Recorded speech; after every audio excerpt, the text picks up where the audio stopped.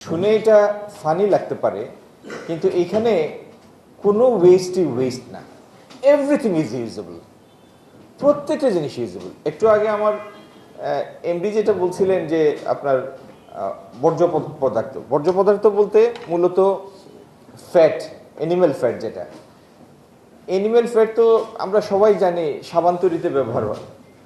এখন সাবান তৈরিতে ব্যবহারের উপযোগী কেমিক্যাল এটাকে বানাতে হবে বা পর্যায়ে এটা নিয়ে যেতে হবে, তেলও বানাতে হবে। এটার প্রত্যেকটা জিনিসেরই ইউজ আছে।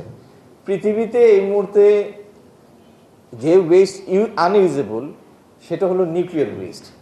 এছাড়া প্রত্যেকটা জিনিসের ইউজ আছে, এবং এই ইউজ যে আছে, এই সেক্টরের যে পটেনশিয়ালটা আছে, এটা আমাদের সম্মিলিত চেষ্টায় সেই জায়গায় চামড়া খাতটাকে আমরা নিয়ে যাব ইনশাল্লাহ।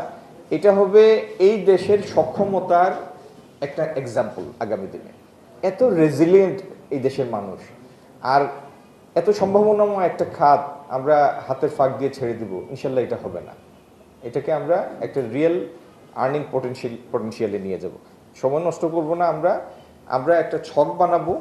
ছকটা বানানোর পরে টু ডু লিস্ট বানানোর পরে কাকে কি দায়িত্বটা আমরা দিব সেটা নিয়ে আবার একবার আমরা সংক্ষিপ্ত পরিসরে বসবো, এবং ঈদের পর থেকেই আমরা আমরা অ্যাকশন ওরিয়েন্টেড প্ল্যানের মধ্যে যাব। নো মোর মিটিংস, আলাপ আলোচনার জন্য। Meetings will produce results. এবং এই প্রত্যেকটা জিনিসে আপনাদের কন্ট্রিবিউশন দরকার। পশু জবাই থেকে শুরু করে আলটিমেট ম্যানেজমেন্ট পর্যন্ত, ওয়েস্ট ম্যানেজমেন্ট পর্যন্ত, এই টোটাল চেইনটা আমরা একটা পরিকল্পনার অধীনে আনবো। Entire thing, everything.